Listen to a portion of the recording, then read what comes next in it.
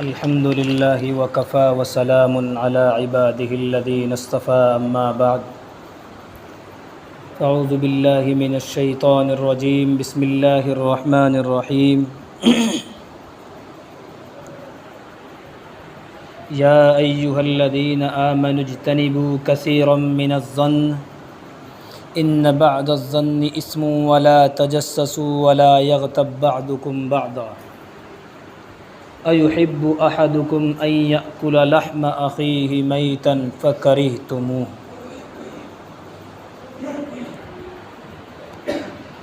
محترم بزرگوں اور عزیز ساتھیوں اور میرے دینی اور ایمانی بھائیوں،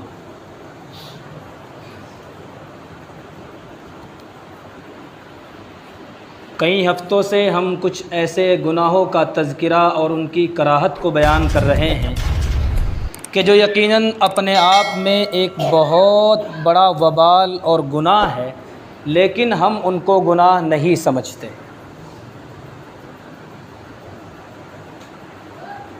زنا ہے، چوری ہے، ڈکیتی ہے، کسی کو قتل کر دینا ہے، یہ سب ہم بڑا گناہ تصور کرتے ہیں اور بڑا گناہ سمجھتے ہیں، لیکن میرے عزیزو، ان سب تک پہنچانے والی جو چیزیں ہیں، جو ان تک پہنچانے والے راستے ہیں، وہ گناہ وہ اس سے بھی بڑھ کر ہیں، جن کو ہم گناہ ہی نہیں سمجھتے۔ سب سے پہلے ہم نے قرآن کریم کی اسی آیت کی تشریح کرتے ہوئے یا ایھا الذین آمنوا اجتنبوا کثیرا من الظن ان بعض الظن اسم ولا تجسسوا، آخر تک اسی آیت کی تشریح میں ہم نے سب سے پہلے بدگمانی کو بیان کیا تھا کہ بدگمانی کتنا بڑا گناہ ہے۔ اس کے بعد ہم نے بیان کیا تھا کہ کسی کے عیبوں کو تلاش کرنا اور ڈھونڈنا اور اس کی ٹوہ میں لگے رہنا، یہ کتنا بڑا گناہ اور کس قدر کراہت کی بات ہے۔ آج انشاءاللہ ثم انشاءاللہ ہم غیبت کرنا کیسا ہے، جائز ہے یا ناجائز ہے یا حرام ہے، اس کا وبال کیا ہے اور گناہ کیا ہے اور عذاب کیا ہے، انشاءاللہ اس پر گفتگو کریں گے۔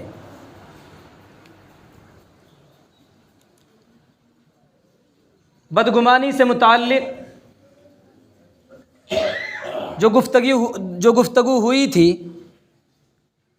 اس میں اس بات سے روکا گیا تھا کہ کوئی انسان کسی دوسرے انسان کے بارے میں کوئی دل کے اندر بری بات نہ لائے،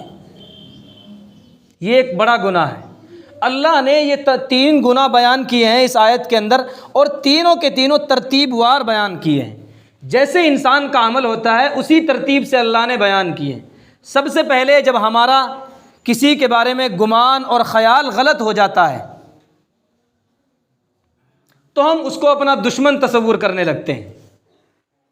جب ہم کسی کے بارے میں کوئی برے خیالات پیدا کر لیتے ہیں، اگرچہ وہ اس کے اندر برائیاں ہیں یا نہیں ہیں، لیکن ہم نے اپنے دل کے اندر اس کو برا سمجھ لیا، پھر ہم کیا کرتے ہیں کہ جن عیبوں کو ہم نے برا سمجھا ہے کہ اس کے اندر یہ غلطیاں ہیں، یہ خامیاں ہیں، یہ بیڑی پیتا ہے، شراب پیتا ہے، زنا کرتا ہے، یہ کام کرتا ہے، جن باتوں کو ہم نے اپنے دل کے اندر ڈال لیا کسی شخص کے خلاف، اب ہم کیا کریں گے کہ ان گناہوں کو اس کے اندر ڈھونڈنے کی کوشش کریں گے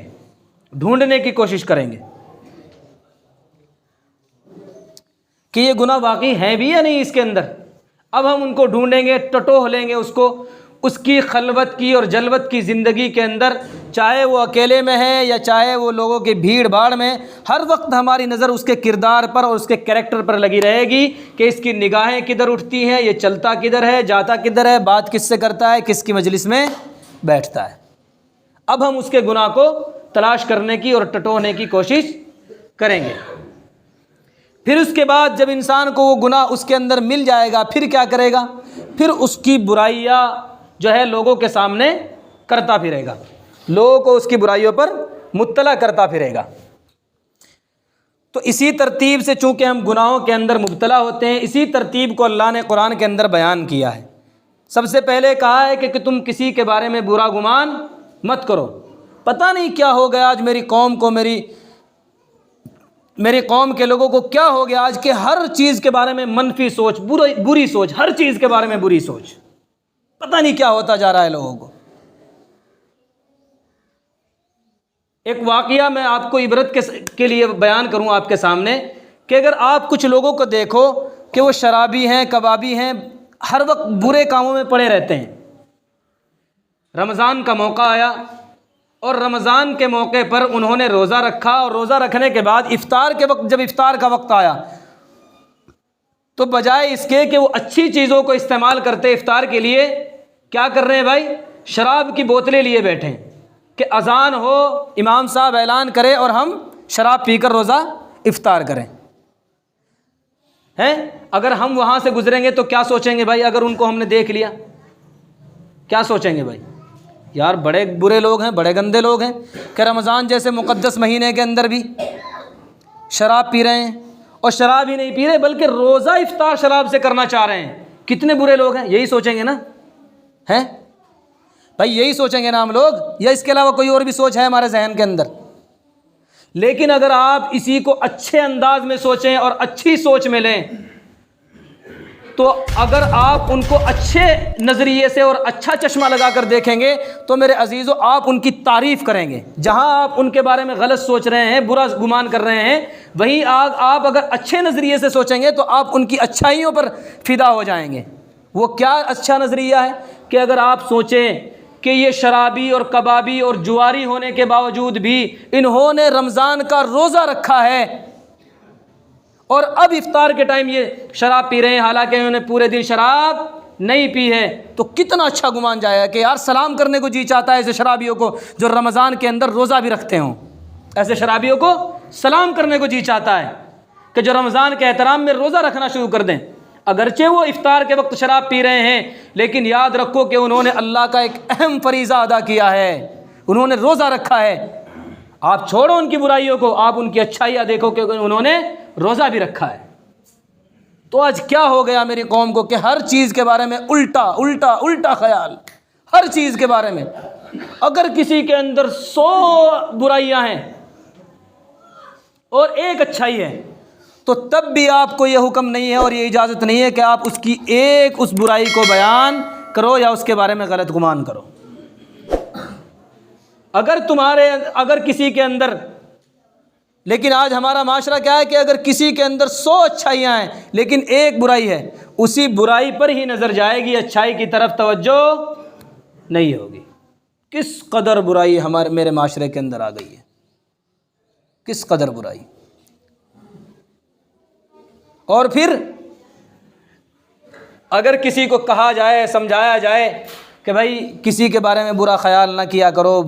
اگر کسی کو آپ غیبت کرتے ہوئے کسی کی دیکھ لیں یا کسی کے بارے میں بری بات کرتے ہوئے دیکھ لیں، آپ اس کو روکنا چاہیں تو پھر کیا کہتے ہیں کہ بھائی میں کچھ جھوٹ تھوڑا ہی بول رہا ہوں، یہ باتیں اس کے اندر یقیناً ہیں۔ او میرے بھائیو، یاد رکھو جو باتیں اس کے اندر ہیں انہی باتوں کو، انہی برائیوں کو بیان کرنا گناہ ہے۔ جو باتیں اس کے اندر نہیں ہیں ان باتوں کو بیان کرنا تو بہت بڑا گناہ ہے، لیکن جو باتیں اس کے اندر ہیں ان باتوں کو اور ان برائیوں کو اور ان گناہوں کو بیان کرنا، یہ بھی بہت بری بات ہے، بہت بڑے گناہ کی بات ہے۔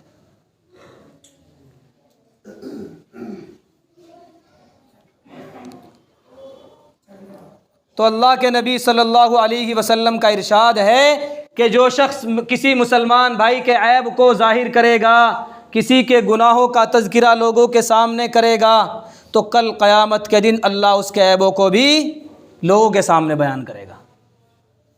اور بلکہ قیامت کی قید بھی اس کے اندر نہیں لگائی ہے، کہا ہے کہ اللہ تعالیٰ اس کے عیبوں کو بھی لوگوں پر ظاہر کر دے گا، چاہے وہ دنیا کے اندر کرے یا پھر آخرت کے اندر تو کرے ہی کرے گا۔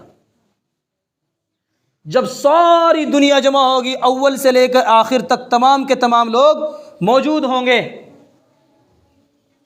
تو اس وقت میں اللہ کہے گا کہ دیکھو یہ ہے وہ بندہ کہ جو میرے دوسرے بندوں کی برائیاں بیان کرتا تھا، آج میں بتاتا ہوں کہ اس کے اندر کون کون سی برائیاں ہیں،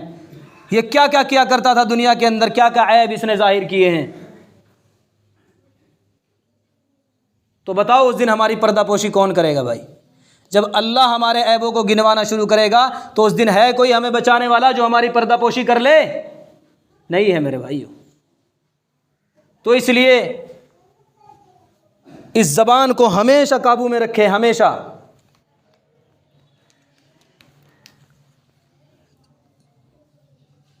آج جس قدر فتنے اس زبان کی وجہ سے پھیل رہے ہیں میرے عزیزو، کسی چیز سے اتنے فتنے پیدا نہیں ہو رہے ہیں، کسی چیز سے اتنے فتنے پیدا نہیں ہو رہے ہیں۔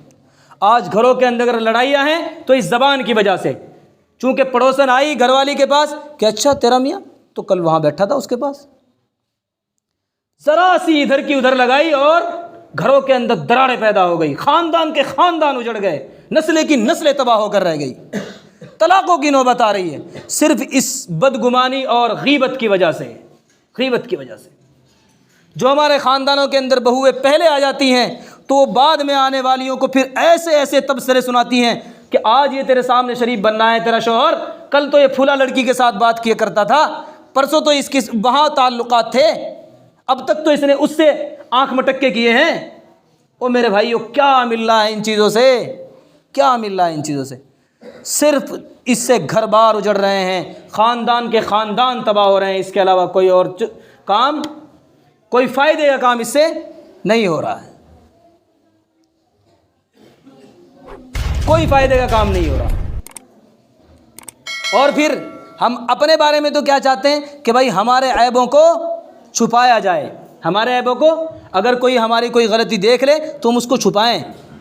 ہیں، لیکن دوسرے کی اگر غلطی پر مطلع ہو جائیں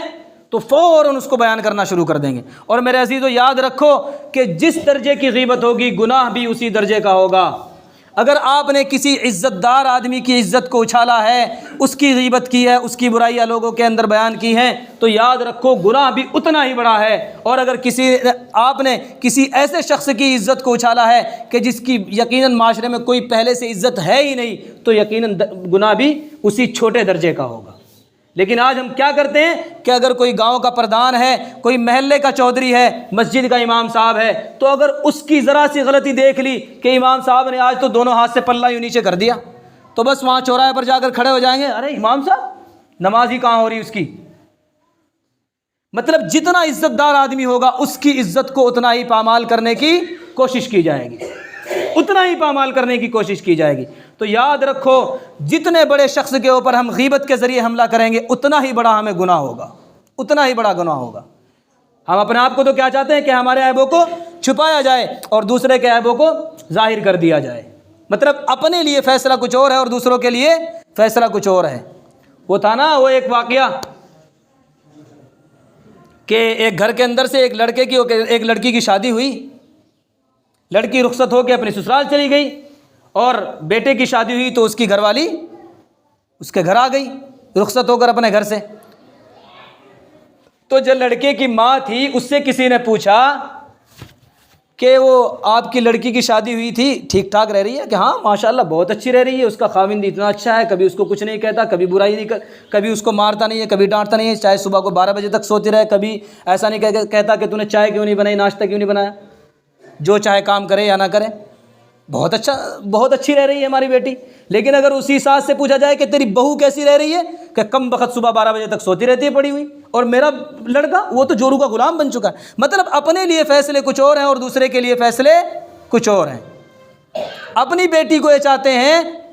کہ وہ 12 بجے تک پڑی سوتی رہے، کوئی اس کو اٹھانے والا نہ ہو، لیکن دوسرے کی بیٹی جو اپنے یہاں بہو بن کر آئی ہے اس کو کیا سمجھتے ہیں کہ صبح 5 بجے اٹھ کر کھڑی ہو جائے اور نماز سے پہلے ہمیں چائے بنا کر پیش کر دے۔ مطلب اپنے لیے ہمارے فیصلے کچھ اور ہیں اور دوسروں کے لیے فیصلے کچھ اور ہیں۔ اپنے عیبوں کو چاہتے ہیں کہ ان کو چھپایا جائے اور دوسرے کے عیبوں چاہتے ہیں کہ اس کو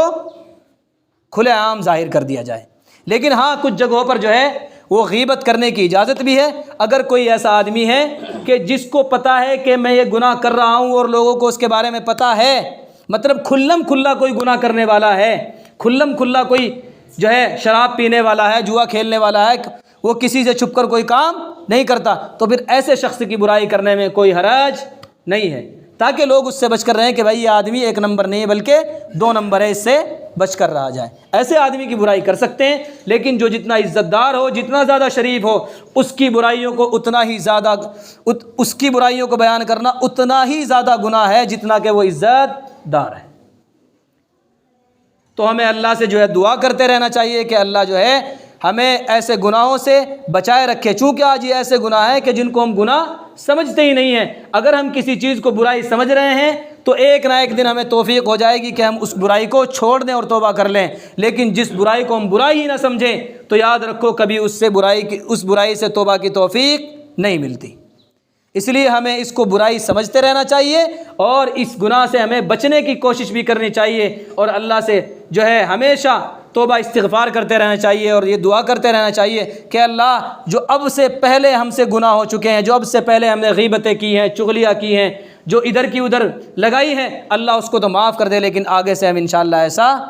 نہیں کریں گے بھائی انشاءاللہ. ایک حدیث سنا کر بس بات کو ختم کرتا ہوں کہ اللہ کے نبی صلی اللہ علیہ وسلم کا 2 قبروں کے پاس سے گزر ہوا. اللہ کے نبی نے فرمایا کہ ان دونوں قبر والوں کو عذاب ہو رہا ہے اور کسی بڑی وجہ سے نہیں ہو رہا. اللہ کے نبی نے کہا کہ کسی بڑے گناہ کی وجہ سے نہیں ہو رہا ہے بلکہ وہ بڑا گناہ ہے بھی. کیا کہا؟ کہ کسی بڑے گناہ کی وجہ سے نہیں ہو رہا اور وہ بڑا گناہ ہے بھی. کیا مطلب؟ کہ ہم لوگ اس کو بڑا گناہ نہیں سمجھتے لیکن وہ بہت بڑا گناہ ہے. کیا ہے؟ کہ ایک کو عذاب ہو رہا ہے اس وجہ سے کہ وہ پیشاب کی چھینٹوں سے نہیں بچا کرتا تھا اور دوسرے کو عذاب ہو رہا ہے اس وجہ سے کہ وہ غیبت کیا کرتا تھا. اللہ ہمیں ان باتوں سے محفوظ رکھے، ان گناہوں میں پڑنے سے ہماری جان کو بچائے رکھے اور اللہ عذاب قبر سے، عذاب آخرت سے ہمیں نجات عطا فرمائے. وآخر دعوانا ان الحمد للہ رب العالمین.